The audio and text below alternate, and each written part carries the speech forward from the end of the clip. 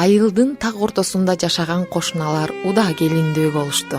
Дүркүрөгөн той болду, тойдун эртеси да болду. Үйгө келин келгенден баштап аларда бир башкача көңүлдүү жашоо башталды.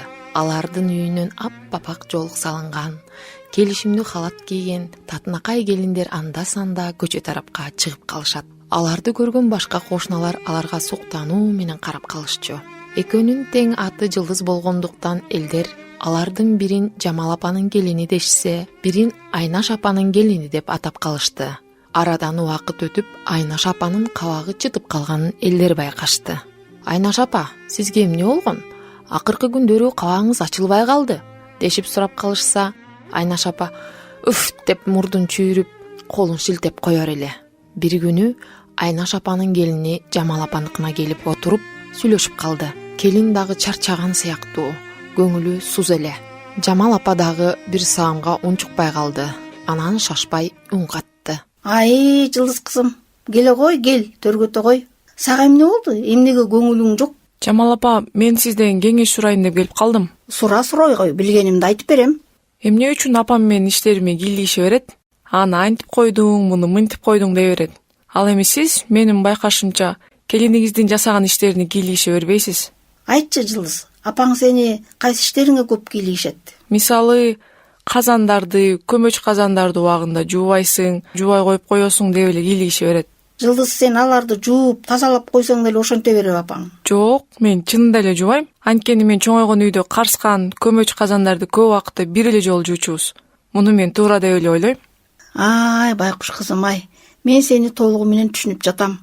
Ар бир кыз үйүнүн апасы эмнени үйрөтсө, ошону туура экен деп ойлойт. Бирок кыздар турмушка чыккан соң, мына сендей болуп башка үйгө бүлө болуп келүүгө туура келет. Бирок, Жылдыз, ар бир үйдүн тартиби дагы ар башка болот эмеспи? Ал тартипке баш үйгө да туура келет. Себеби үйдө бейкуттук, бири-бириңерге болгон жакшы мамиле болуп туруш үчүн, бири-бириңерди сыйлап туруш үчүн ушунун баары керек. Айнаш апаң өзү өмүр бою жаны тынбаган, үйүн кырып жышып тазалаган адам. Аныкына кирип калганымда казан мескейлери жалтырап гана турганын көрөм. Короосу ар дайым артык көңүлгө толуп, тыкыйып таза турат. Аны сен өзүң деле көрүп атсаң керек. Кызым, эми сенин жасаган иштериң аныкына окшошуп турса экен деген кыялды айтып жатат да албай куш апаң дагы. Кайсы адам эле жакшы келаткан ишин акырындап артка кетишин каалайт дейсиң. Мисалы, сен деле бир нерсени мыкты жасайсың дейли. Анан жаныңа жардамчы келди, бирок ал туура эмес, чала ойдогудай, сенин оюңдагыдай жасай албай жатса, сен эмне дээр элең? Мен деле мындай жаса деп үйрөтмөкмүн. Көрдүңбү? Айнаш өзү жакшы адам. Ал сени жемелеш үчүн эмес, кызым. Сага жакшы болуш үчүн айтат деп ойлойм. Буга сен кандай дейсиң, Жылдыз? Жамал апа, мен сизди түшүндүм. Кеңешиңизге чоң рахмат. Айткандарыңызды эсиме алам.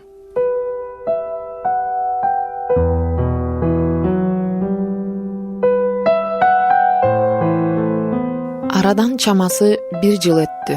Бир күнү алардын кошунасы Асаналы ата 95 жашка чыгып кайтыш болгону тууралуу кабар келди. Элдин баары Асаналы атаныкына агылып келе башташты. Туугандары жана кошуналары ары бери чуркап кызмат кылып, келген элди тейлеп жатышты. Келиндердин кээ бири борсок, салат жасаганга, кээ бирлери ичеги карын тазалаганга киришишти.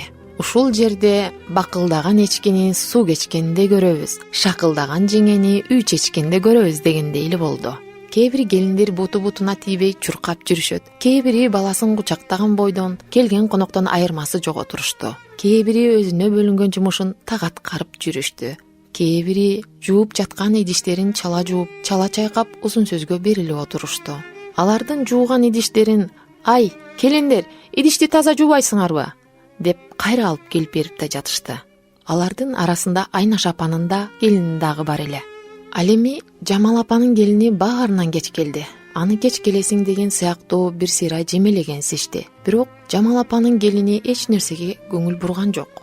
Ал өзү табиятынан ачык көңүл, шайыр жана шайдоот кыймылдаган келин болгондуктан кирип келген жерден колуна илинген жумуштарды жасай баштады. Жанатан бери үйүлүп калган идиштерди, чака чараларды биринин артынан бирин мезилдетип жууп ордуна кое салды. Казандарды жууп тазалап, тегерек четин татынакай кылып шыпырып тазалап кетти. Бир маал келген конокторго кирип чай куюп, сунуп чыкты. Деги Жамал апанын келини келгенден баштап келиндердин жумушу жеңилдеп, ашкана тарап иретке келип калды. Муну байкаган үй ээси Жамал апага: Жамал апа, келиниңиз келип биздин ишибизди арбытты. Жанатан бери кыймылын, иштеп жатканын карап өзүнчө эле ыраазы болдум. 10 келиндин жүгүн көтөрүп койчу мыкты келиниңиз бар экен.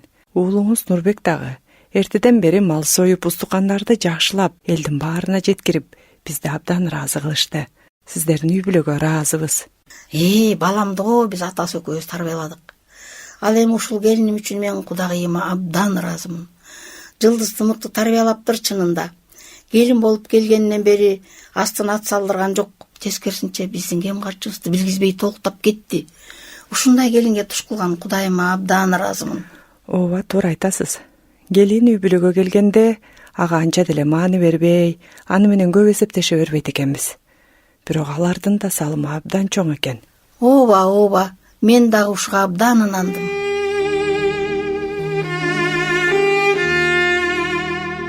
Ушул убакта дасторкондун четин жыйнап жүргөн Айнаш апанын келини угуп турду.